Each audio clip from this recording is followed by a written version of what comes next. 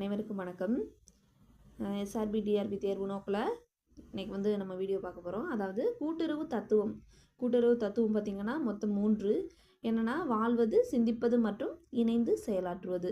இந்த 3 தத்துவத்தின் அடிப்படையில் தான் வந்து கூட்டுறவு இயங்கிக் கொண்டிருக்கிறது. அடுத்த கேள்வி, கூட்டுறவு கொள்கைகள் பற்றி கண்டிப்பாக வந்து கொஷின் பேப்பரில் கேட்பாங்க.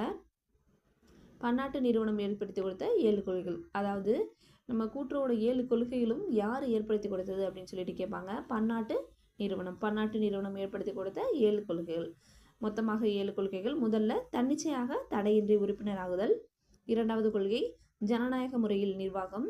மூன்றாவது உறுப்பினர் பொருளாதார முன்னேற்றத்தில் பங்கு. நான்காவது கொள்கை சுய ஆட்சியும் சுதந்திரமும். ஐந்தாவது கூட்டுறவு கல்வி பயிற்சி மற்றும் தகவல் தொடர்பு. ஆறாவது கொள்கை கூட்டுறவுகளுக்கிடையே கூட்டுறவு. ஏழாவது சமுதாய நலனில் ஈடுபாடு. இந்த 7 கொள்கைகளும் பன்னாட்டு நிறுவனங்களால் ஏற்படுத்தி கொடுத்த 7 கொள்கைகள், அதாவது கூட்டுறவின் கொள்கைகள். இதை வந்து நீங்கள் வரிசையாக படித்து வச்சுக்கணும். கூட்டுறவோட 3வது கொள்கை என்ன அப்படின்னு சொல்லிட்டு கேட்பாங்க. அதே போல் 7 கொள்கைகளும் அடுத்தடுத்து நீங்கள் வந்து வரிசையாக படித்து வச்சுக்கோங்க.